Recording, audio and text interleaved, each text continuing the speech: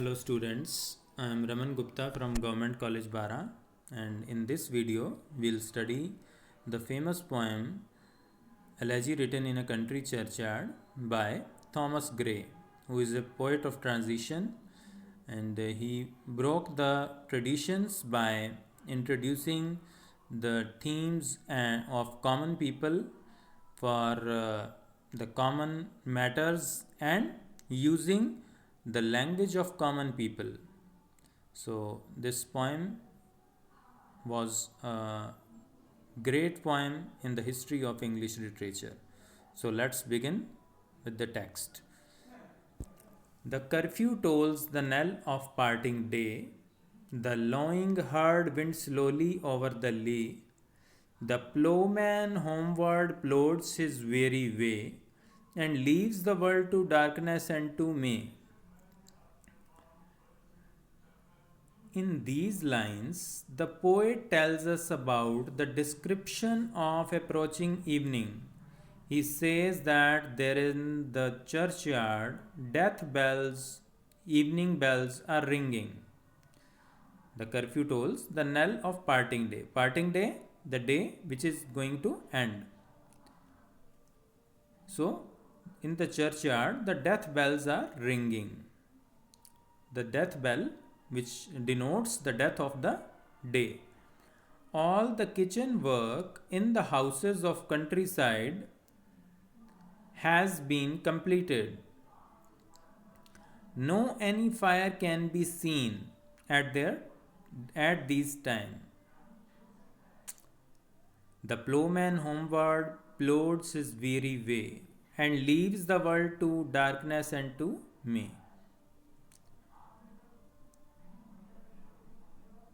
Cattle have come to their enclosures after grazing during daytime.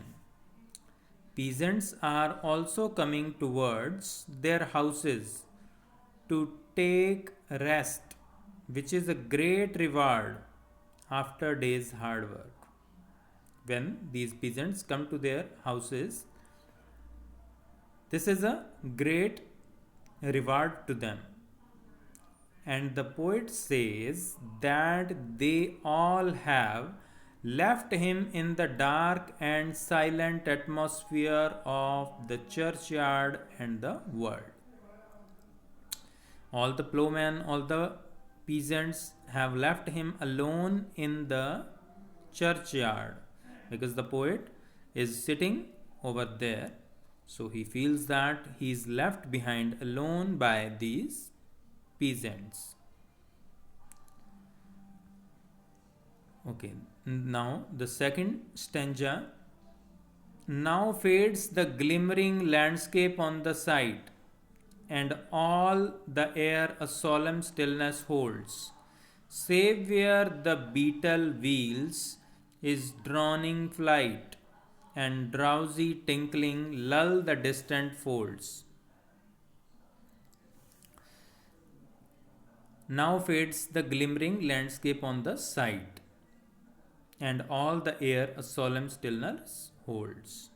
There is utter silence, no any sound can be heard. And in these lines, the poet expresses the idea of approaching night. That through the effect of darkness, it is hard to see any field and plain. Nothing can be seen because there is utter darkness and utter silence, stillness. There is an utter silence spread everywhere. No wind is blowing to create more silence in atmosphere. Even the wind is not blowing. There was no sound. Utter silence was there. Even wind was not blowing, which could make any sound, make any noise to break the silence of the environment. Save where the beetle wheels his droning flight, and drowsy tinklings lull the distant folds. The only sound which is heard is whirling of beetle, and another sound which hardly listens is twinkling of bells of sheep. Two sounds can be heard. The first is of beetles, which are making sound, which are whirling, and the second one is of sheep, the sheep which are moving, and the bells hanging in their necks are tinkling. So only those two sounds could be heard. Besides, there was utter silence and darkness over there.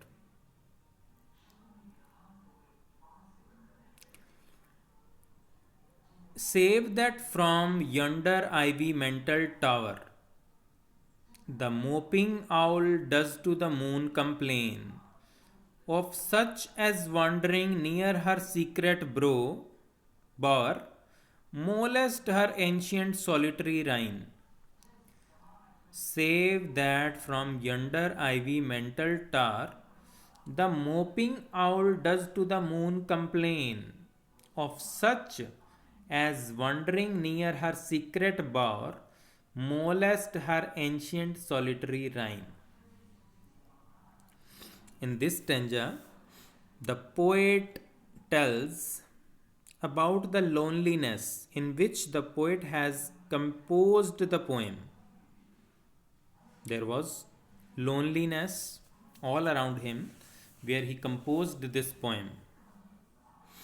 It is told by an imagery of owl that has a full right to abide in utter silence of the churchyard in the night time. We all know that owl stays or abides in utter silence, and it can be seen only in night. Moping owl. So the owl who abides in the utter silence of churchyard in night time. The owl which is a beloved. Now the owl has been compared with the beloved of moon, and is complaining him to seek the poet, their thinking as a disturbing element in the rhyme of loneliness. Of such as wandering near her secret bower, molest her ancient solitary rhyme. The owl thinks that the poet is disturbing him, as the silence was the only rhyme of this owl, and the poet was sitting over there, so he was there to disturb him. Beneath those rugged elms that yew trees shade, where heaves the turf in many a mouldering heap, each in his narrow cell forever laid, the rude forefathers of the hamlet sleep. This stanza reflects his ideas of isolation. The poet says about the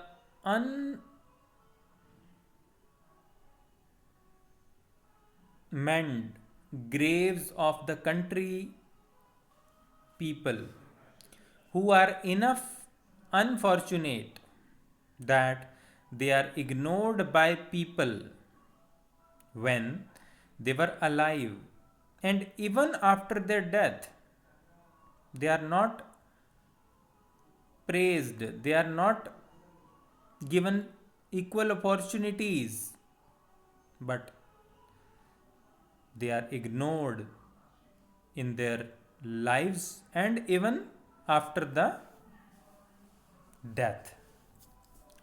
They could not find place in any side of the country churchyard. Their graves, which are situated outside the churchyard, have ruined also.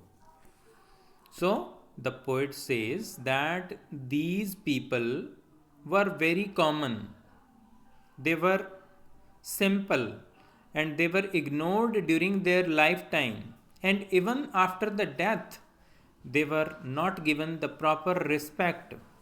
So their simple graves, simple cells have been laid, which tell us these people were very simple and were not regarded ever.